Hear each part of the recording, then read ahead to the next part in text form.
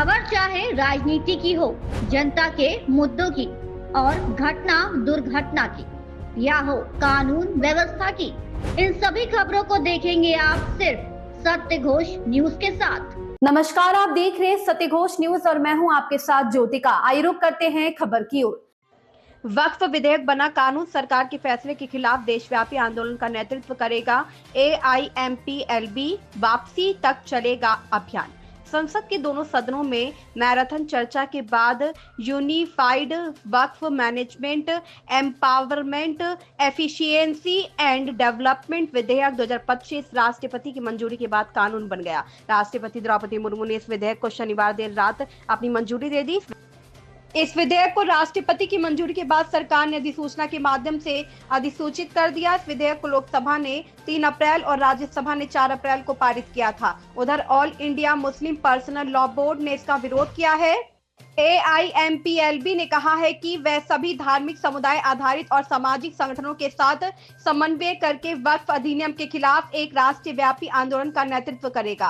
AIMPLB का कहना है कि उनका यह आंदोलन तब तक जारी रहेगा जब तक कि कानून पूरी तरह से निरस्त नहीं हो जाता। All India Muslim personal law board ने कहा कि कुछ दलों द्वारा भाजपा के सांप्रदायिक एजेंडे को दिए गए समर्थन ने उनके तथाकथित धर्मनिरपेक्ष मुखौटे को पूरी तरह से उजागर कर दिया है। एक बयान में AIMPLB ने इस बात पर जोर दिया कि वह सभी धार्मिक समुदाय आधारित और सामाजिक संगठनों के साथ समन्वय करके इन संशोधनों के खिलाफ एक राष्ट्रव्यापी आंदोलन का नेतृत्व करेगा और यह अभियान तब तक जारी रहेगा जब तक कि संशोधन पूरी तरह से निरस्त नहीं हो जाते। बोर्ड ने मुस्लिम समुदाय का आश्वस्त किया कि उन्हें हताश या निराश होने की कोई आवश्यकता नहीं है। AIMPLB ने कहा कि नेतृत्व से इस मामले में किसी भी बलिदान से पीछे नहीं हटेगा और देश में न्याय चाहने वाली सभी ताकतों के साथ मिलकर इसके खिलाफ संवैधानिक ढांचे के भीतर एक मजबूत आंदोलन शुरू करेगा। All India Muslim personal law board के महासचिव मौलाना मोहम्मद फजलुर रहीम मुजहुद्दीन ने कहा कि बोर्ड बिल का विरोध करने के लिए सभी रास्ते अपनाएगा। उन्होंने कहा कि बोर्ड न केवल इन भेदभावपूर्ण और अन्यायपूर्ण संशोधनों को सर्वोच्च न्यायालय में चुनौती देने के लिए कानूनी रास्ता अपनाएगा, बल्कि विरोध के सभी लोकतांत्रिक और शांतिपूर्ण तरीकों का भी इस्तेमाल करेगा, जिसमें प्रदर्शन, काली पट्टी बांधे जैसे प्रतीकात्मक विरोध, साथ ही नागरिकों के साथ बैठकें और प्रेस कॉन्फ्रेंस शामिल है। हिंदू इंडोमेंट्स हैं या जो सिख इंडोमेंट है, they are getting same provision, same protection what protection is given to the waqf properties.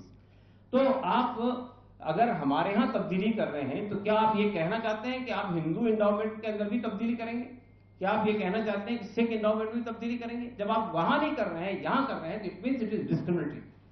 तीसरी बात ये कि ये लिमिटेशन का जो कानून है, लिमिटेशन का कानून ये कि किसी प्रॉपर्टी पे कहीं आपने 12 साल तक कब्जा किसी ने कर रखा है, तो वो प्रॉपर्टी को अगर आपने चैलेंज नहीं किया तो वो प्रॉपर्टी जिसने कब्जा किया उसकी हो जाएगी।